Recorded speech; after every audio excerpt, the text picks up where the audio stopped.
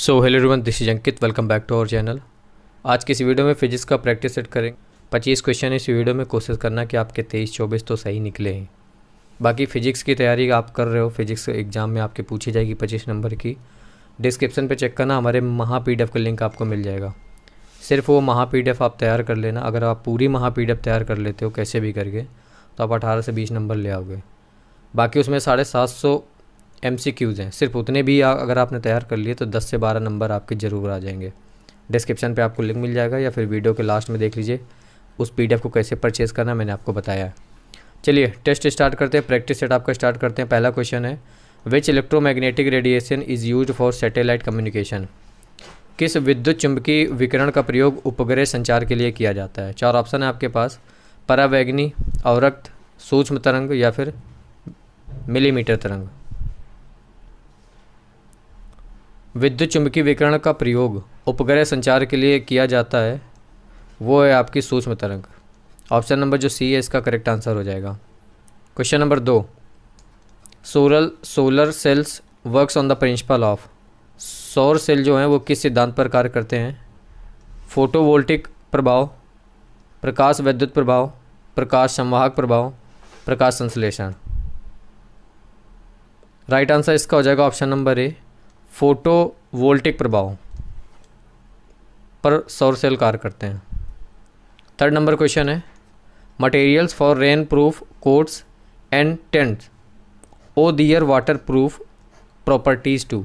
कहा जा रहा है कि वर्षारोधी कोट तथा तंबुओं जलरोधी गुण होने की वजह क्या है। वर्षारोधी जो कोट होते तथा तंबुओं में जो जलरोधी गुण होता है इसका रीज़न क्या है। Surface tension, viscosity, specific gravity, elasticity. Right answer हो जाएगा surface tension, option number A, पृष्ठ तनाव। फोर्थ नंबर क्वेश्चन है, X ray region lies between. X ray क्षेत्र किसके बीच अवस्थित होता है। 4 ऑप्शन है आपके पास, पराबैंगनी तथा दृश्य क्षेत्र, दृश्य तथा अवरक्त क्षेत्र, गामा किरणें तथा पराबैंगनी किरणें, लघु तथा दीर्घ रेडियो तरंगें। तो एक्सरे जो क्षेत्र है वो आपका गामा किरणें तथा पराबैंगनी किरणों के बीच में होता है। तो ऑप्शन नंबर जो सी है इसका राइट आंसर हो जाएगा। फिफ्थ नंबर क्वेश्चन है, a star appears twinkling in the sky because of. आसमान में कोई सितारा टिमटिमाता हुआ नजर आता है, इसका कारण क्या होता है। वायुमंडल द्वारा प्रकाश का प्रकीर्णन, प्रकाश का परावर्तन या फिर अपवर्तन या फिर विवर्तन। राइट आंसर हो जाएगा, सितारा टिमटिमाता हुआ नजर आता है, इसका रीजन होता है वायुमंडल द्वारा प्रकाश का अपवर्तन, refraction of light, C number. Sixth number question है, when 2 ice cubes are pressed together they join to form 1 cube, which one of the following helps to hold them together. कहा जा रहा है कि जब बर्फ़ के 2 टुकड़ों को एक साथ दबाया जाता है तो वे मिलकर एक टुकड़े का निर्माण कर लेते हैं या फिर वो आपस में जुड़ जाते हैं। तो निम्न में से कौन एक साथ हो जाने में उसकी सहायता करता है। हाइड्रोजन बंध निर्माण, वांडर वॉल्स बल, सहसंयोजी आकर्षण या फिर द्विध्रुवी अंतरक्रिया। तो जो सहायता करता है वो है आपका हाइड्रोजन बंध निर्माण। ऑप्शन नंबर जो ए है इसका करेक्ट आंसर हो जाएगा। 7th नंबर क्वेश्चन है, microphone is a device which transform the. Microphone जो होता है, माइक जो होता है एक उपकरण है जो रूपांतरित करता है ध्वनि संकेतों को धारा संकेत में, धारा संकेत को ध्वनि संकेत में, ध्वनि संकेतों को प्रकाश संकेत में या फिर प्रकाश संकेत को ध्वनि संकेत में। ओके, राइट आंसर आपका ऑप्शन नंबर ए हो जाएगा। ध्वनि संकेत को धारा संकेत में रूपांतरित करता है आपका माइक्रोफोन। 8th नंबर क्वेश्चन है, pressure cooker कुक्स faster because. Pressure cooker में खाना जल्दी पक जाता है क्योंकि दाब बढ़ने के साथ क्वथनांक कम हो जाता है। यह निम्न दाब पर खाना पकाता है, खाना बनाने के लिए उच्च तापमान प्राप्त होता है, कुकर का पदार्थ एक अच्छा चालक होता है। तो प्रेशर कुकर में खाना जल्दी पक जाता है क्योंकि दाब बढ़ता है प्रेशर कुकर में, जिसकी वजह से टेम्परेचर बढ़ता है, उसका जो बॉइलिंग पॉइंट होता है जिसे क्वथनांक कहते हैं वो बढ़ जाता है। तो ऑप्शन नंबर सी आपको दिख रहा होगा, खाना बनाने के लिए उच्च तापमान प्राप्त होता है। तो सी नंबर इसका करेक्ट आंसर हो जाएगा। 9th नंबर क्वेश्चन है, when a strong beam of light is passed through a colloidal solution the light will, जब प्रकाश की एक तीव्र किरण किसी कोलाइडी विलयन से होकर गुजरती है तो प्रकाश छितरा जाता है, मतलब स्कैटर हो जाता है, फैल जाता है, या फिर बिना परिवर्तन के गुजर जाएगा, अवशोषित हो जाएगा, या फिर परावर्तित हो जाएगा। तो राइट आंसर इसका ए नंबर हो जाएगा। जब प्रकाश की एक तीव्र किरण किसी कोलाइडी विलयन से होकर गुजरेगी तो जो प्रकाश होगा वो आपका स्कैटर हो जाएगा, छितरा जाएगा। ए नंबर इसका correct answer. 10th number question देखिए, why the needle of iron swims on the water surface when it is kept gently, लोहे की एक सुई पानी की सतह पर अच्छे से रखे जाने पर तैरने क्यों लगती है। ऑप्शन है पहला, जब यह अपने वजन से अधिक जल विस्थापित करेगी तब यह पानी के अंदर रहेगी। सुई का घनत्व पानी के घनत्व से कम होता है पृष्ठ तनाव के कारण या फिर इसके आकार के कारण। तो लोहे की एक सुई पानी की सतह पर क्यों तैरती है, क्योंकि पृष्ठ तनाव के कारण। ऑप्शन नंबर जो सी है, सरफेस टेंशन के कारण, correct answer. 11th number question है, the mass of a star is 2 times the mass of the sun, how it will come to an end, किसी तारे का द्रव्यमान सूर्य के द्रव्यमान से दोगुना है, इसका अंत कैसे होगा। इसका अंत न्यूट्रॉन स्टार, ब्लैक होल, सफ़ेद वामन या फिर लाल दानव। तो राइट आंसर हो जाएगा, इसका अंत होगा न्यूट्रॉन स्टार से, ए नंबर। 12th नंबर क्वेश्चन है, rain drops fall from great height, which among the following statements is true regarding it, बारिश की बूंदें काफ़ी ऊंचाई से गिरती हैं, इस संबंध में निम्न में से कौन सा कथन सही है। पहला कथन पढ़िएगा, वे परम वेग से गिरेंगी जो अलग अलग बूंदों के लिए अलग अलग होता है, वे एक ही परम वेग से गिरती हैं, वेग में वृद्धि होती है और वे धरती पर अलग अलग वेग से गिरती हैं, उनका वेग बढ़ता है तथा वे एक समान वेग से धरती पर गिरती हैं। 4 ऑप्शन है। तो देखिए, बारिश की बूंदें काफ़ी ऊंचाई से गिरती हैं और वे परम वेग से गिरेंगी, अलग अलग बूंदों के लिए अलग अलग होता है, जो कि ऑप्शन नंबर जो ए है इसका करेक्ट आंसर हो जाएगा। नेक्स्ट क्वेश्चन है question number 13, on which of the following techniques photostat machine works, निम्न में से किस तकनीक पर फोटोस्टेट मशीन कार्य करती है। ऑप्शन देखिए, चुंबकीय प्रतिबिंब निर्माण, ऊष्म बिंब निर्माण, विद्युत स्थैतिक बिंब निर्माण या फिर विद्युत चुंबकीय बिंब निर्माण। तो जो फोटोस्टेट मशीन होती है ये आपकी विद्युत स्थैतिक बिंब निर्माण पर कार्य करती है। ऑप्शन नंबर जो सी है इसका करेक्ट आंसर हो जाएगा। 14th नंबर क्वेश्चन है, which of the following statements is true when we see rainbow, इंद्रधनुष को देखने के संबंध में आपको बताना है कि इनमें से कौन सा कथन सही है। हम सूर्य तथा बारिश की बूंदों को देखते हैं, ये गलत है। सूर्य हमारे पीछे रहता है तथा हम बारिश की बूंदों के सम्मुख रहते हैं, तो यही इसका करेक्ट आंसर हो जाएगा, बी नंबर। नेक्स्ट क्वेश्चन है question number 15, how much calorie of energy is released by a boiled egg, एक उबले हुए अंडे से कितनी ऊर्जा मुक्त होती है। 40, 50, 60 या फिर 77 कैलोरी। ओके, राइट आंसर इसका डी नंबर हो जाएगा, 77 कैलोरी।